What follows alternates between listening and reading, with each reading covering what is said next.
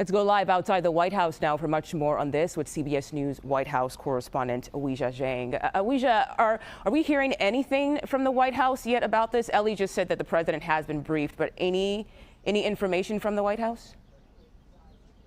Beyond what Ellie just shared, no. We haven't heard directly from President Trump, and the White House has not offered any reaction other than to say that he has been briefed. So obviously he is monitoring the situation and likely calculating what the very important response will be, because it was just 2 nights ago when the president addressed the nation in a primetime speech and said that the U.S. had essentially eviscerated Iran, which he said was basically not a threat anymore, echoing what he had been saying for several weeks.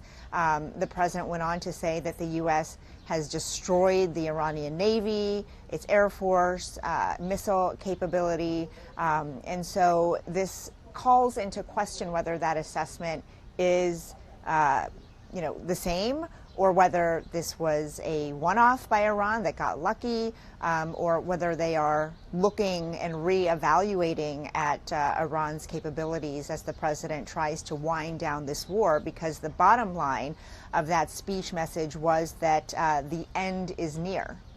And Weijia, I want to switch to a different topic here, because the White House is set to release the president's 2027 budget today, which will include a big boost in defense spending.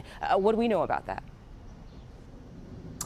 The White House has released it, and obviously it is extremely long and detailed, so we are sifting through. But we do know that it includes a 10% reduction in non-defense spending, a reduction of $73 billion. The president saying that the savings are achieved by reducing or eliminating, quote, woke, weaponized, and wasteful programs. Notable that just this week, the president here at the White House talked about how daycare, as an example, should not be the federal government's responsibility. He said that states ought to be the ones that pay for daycare. So that is one example of what the president was referring to. We also know that there are, as you said, a massive request for military spending, $1.5 trillion, in fact, in defense budget spending, and that is about a 42% increase from the 2026 total resource level. And that is for a variety of things, including dozens more of the fighter jets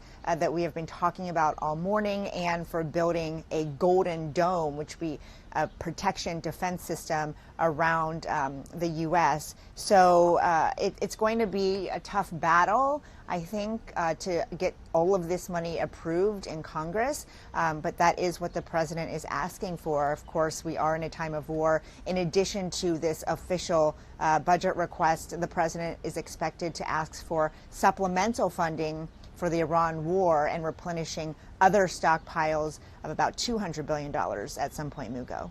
Okay, Weijia Jiang outside the White House for us today.